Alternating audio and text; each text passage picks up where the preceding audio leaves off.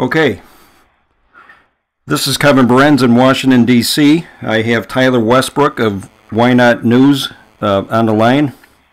And Tyler is in Haiti at the moment. He's been there for about a month. And I'm going to let Tyler speak for himself as to what he's been seeing, witnessing, experiencing, and trying to do. And Tyler, good to talk to you, my man. It's good to talk to you, Kevin. And where exactly are you? I am in the village of Mayor, which is part of the village of Croix-des-Bouquets, spelled Croix dash Desbouquet, pronounced Croix-des-Bouquets, which is a suburb of Port-au-Prince. Okay, and where are you staying there? Well, I'm currently in a tent on top of a remaining building that was not destroyed by the earthquake, on top of an orphanage that most of it was destroyed by the earthquake, but these two very small buildings still stand, and so I have my tent set up on top of one of these very small buildings in the orphanage.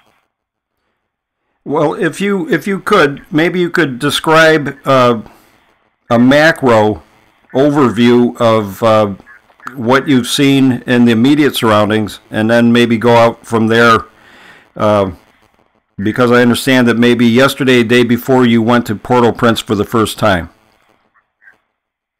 Yes.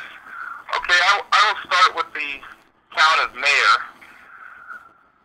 I'm in a small, semi-rural area with a population of approximately 2,000. And Mayor was hit just as hard as any other area by the earthquake, but due to it having a smaller population and smaller buildings, not as many people were killed here as were, percentage-wise in, say, downtown Port-au-Prince. And so we're surrounded by scrub brush. There's pigs and chickens and dogs and big lizards, cows and pigs that all wander freely around the neighborhood. And I'm inside of a walled compound. Or at least there's some walls. Most of the walls got knocked down in the earthquake. But then were restacked. The rubble was restacked to form new walls. And we, in this compound, there's some 60-odd children, all of which are orphans, and were orphans previous to the earthquake, except for a few new orphans that we were able to take in from the streets of downtown Port-au-Prince that had no one. Okay, and who runs the orphanage? Is it a community thing? Is it a church thing? What's the overarching organization for the orphanage?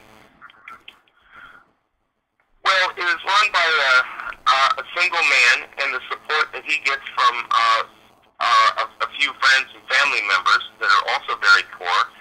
And his name is Father Bordeaux, and he is a Catholic priest who has made it, it is his mission to take care of orphans and of the very poor, and of which he absolutely loves his work, even though it is very difficult. But like he always says to me, that he loves the poor. And even though it is he's Catholic, there's no support system for this orphanage.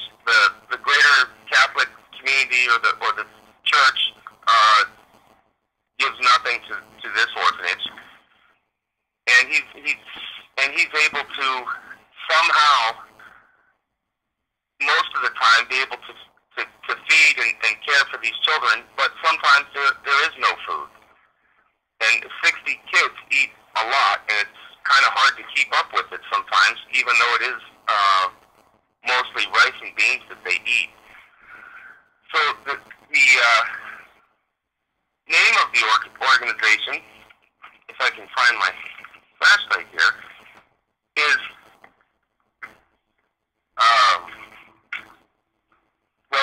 it's the orphanage of the Orphelia, the French version of orphanage. And okay, I just located my flashlight. It's the Orphelia of Notre Dame du Perpetual Secure. And so it's, how that's translated is it's the orphanage of Notre Dame of Perpetual Security. To always care for these children. Okay, there's two things that are sort of suggested by what you just said. One is that you're reading by flashlight, so I take it there's no power. And the other is that the father, the priest, wasn't living high on the hog before the earthquake. Oh no, he's takes his vow of poverty pretty seriously, whether by choice or not.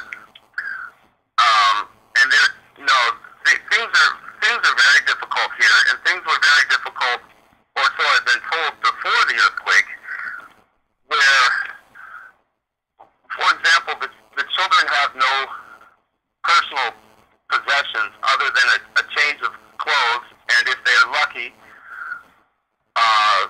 sandals. And there's one very primitive concrete toilet that's used by all the members of this community. So some 60, 65 people use one common, very primitive toilet that's very unsanitary. You mean like an out? And there's one well here, and the well is water's pulled out by bucket, and there's, I just found out today there's some sort of a problem with the water that it gives some of the children a rash when they bathe in it. And very, very little food. They cook on charcoal in a small concrete shack in the back, and mostly rice and beans. And when they're lucky, maybe a few vegetables mixed into it, and when they're celebrated on very in good times, once a week they have a little bit of meat with it. But they don't have, I mean, just raising children in America, I think of milk and yogurt, and I think of fresh vegetables and fruits and things, and most of these things are alien to these children. They eat rice and beans probably 98% of the time. Okay. So there's certainly not a place before the earthquake was not wealthy, to say the least. And now after the earthquake, most of the buildings where the school actually was all completely collapsed. And luckily the children were outside during the earthquake, and thanks to God none of them were killed. But the little bit of benches and things that they had inside the school and everything else was just completely destroyed. And so now there's as difficult as it may have been before the earthquake, now it is even more so. Yeah. Now, for people who don't know you, where are you from?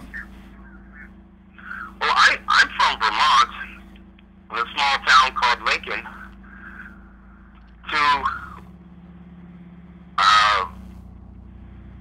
In a way, I think it would be very difficult for anybody in my community to really understand what having nothing really means. Yeah. So how does it happen? How does it happen that somebody from Vermont ends up in Haiti?